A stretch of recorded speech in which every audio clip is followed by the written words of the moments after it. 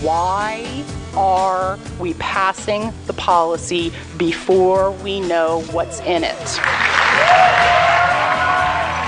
Well, that was a raucous hearing of the Fairfax County School Board last week as members of the school board added transgender issues to their discrimination policy. Many people were asking, why are we rushing to do this? And that was Elizabeth Schultz who asked the question.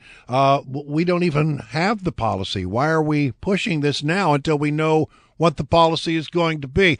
Listen, so many questions about all this. We thought it might weigh in, get Virginia Delegate Tim Hugo to weigh in. He represents the 40th District and is the caucus chairman for the Virginia House Republicans. Good morning to you. How are you, Tim? Hey, good morning. Good to listen to you guys this morning. All right, listen. So it looks like Fairfax County has taken this action. It was a 10-1 vote overwhelmingly, and there was this suggestion. Let me just play this other soundbite for you if I could. This came from Ryan McElveen, who suggested that, we have to do this because the federal government is forcing us to do this.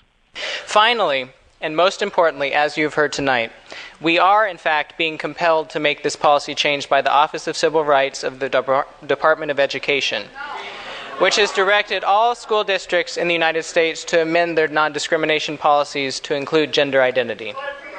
As someone who represents this area and the state and works in the state level, do you have any concerns about that? Well, on a couple levels. One, I think you heard Elizabeth say they did rush to it. They don't even know what this is going to mean.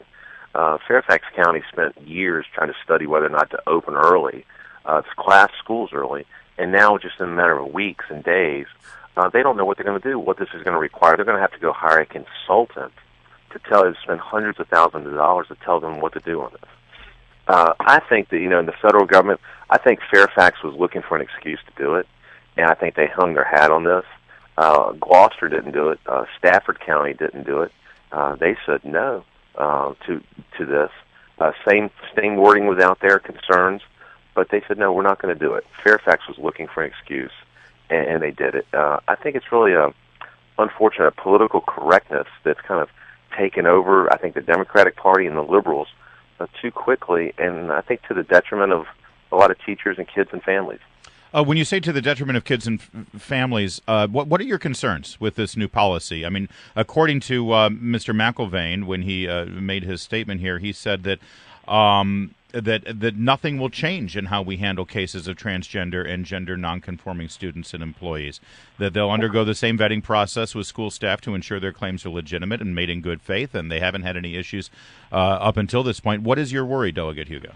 Well, I think a couple of things. Then if that's accurate, what's the rationale to change? Exactly. Because Fairfax does have a non-discrimination policy based on sex. It does have a bullying policy that would have taken any real problems into account. This is a concern. And remember, what the whole thing started in Stafford and Gloucester. They had 8 or 9-year-old boys, that sometimes older, that wanted to use the girls' locker room, the girls' bathrooms. Look, people have a right to privacy. And, you don't want any kid picked on, but also the kids that, the 8 and 9-year-olds who are just trying to figure out how to, do math and spelling and algebra, they've got rights too. And I think that's what really it comes down to. Okay, and guys, I'll tell you something even bigger we really got to think about. I mean, this is a huge issue, but we've got an attorney general that's making these decisions. It's like 3 or 4 that he's come down with. You had 7 attorney generals rule on something on adding a next extra class of protected folks to the law. Democrats and Republicans, of the 7, 3 Democrats saying you can't do this. Mm-hmm. Now you got Mark Herring, our current attorney general, saying, it's okay. This is the fourth time he's done. He's a one-man legislature. I understand the politics behind it and all of that. I do. I want to get back to your original comment that this is going to affect to the detriment of children and families. What is your concern about this change to the policy at Fairfax County?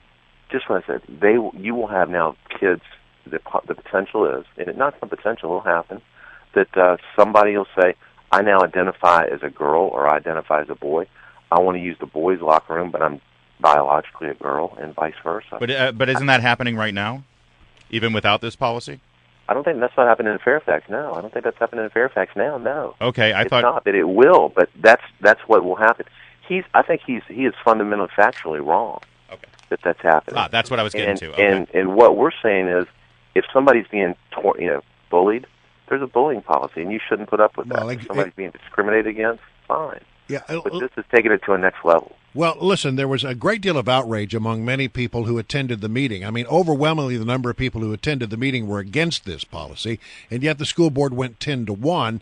Is this something you think that might be addressed on the state level down in Richmond? Oh, I think it definitely will be back at it next year to take a look at it. But, see, here's my concern.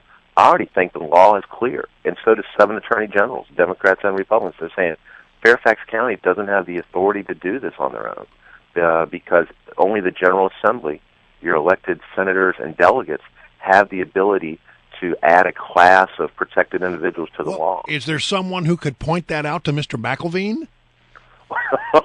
We've got 7 attorney general opinions we could show him. Well, I mean, literally from Beliles to Kilgore to all the way back, 7, and 3 of them were Democrats. So this is a bipartisan, just saying, hey, and this is what people need to think about. Whether you like a particular law or not, you've got to go through the process. Or then we've got we've got Obama coming down on executive orders, and now we've got an attorney general doing the same thing. Yeah, well, listen, McElveen was smart enough to cover his tracks. You're right, Delegate Hugo, that up until now, all of these attorneys general have said, no, you can't do it. But he got the one who said yes. He got the permission from Attorney General Mark Herring at the state level, or at the Commonwealth level, before they went ahead with their vote at Fairfax County. So this is going to be now a battle between you, the duly elected representative, right, and the executive branch. And where's the governor on this, by the way? I think the governor's hiding on this, but I think he needs to come out. But look, this is the whole point. Do you want your elected officials, 100 men and women in the House, 40 in the Senate, making laws appropriately, or do you want one person coming down with their form of, on the federal level from the president's an executive order, from Mark Herring, the AG, he puts out these advisory opinions, and they're wrong, and they're not based on. I don't think they're based on law. They're based on political correctness. And what's fascinating to me, all these things he's making rulings on when he was running for office, he never said one word about it. Yeah. And now all of a sudden he gets elected. It's the political orthodoxy he's following, and I just think that's so wrong. So what's the next step? We've got to. Some people have said, I don't think you can impeach. I think impeachment. Some people have suggested that. I think that's probably an effort in futility right now. I think there's things we need to go back to the legislature and take affirmative action, say this is wrong. You can look at his budget, but there's a lot of things we've got to look at because you can't allow somebody to continue with this pattern. This is not a one-offer. This is a pattern. This is like the 4th time. Yeah. He's doing this for a reason. I think he's running for governor in a couple of years, and he's setting his base up. All right. Well, listen, Delegate Tim Hugo, we greatly appreciate you joining us here on Mornings with the Mall. Thanks for addressing this issue. Thanks.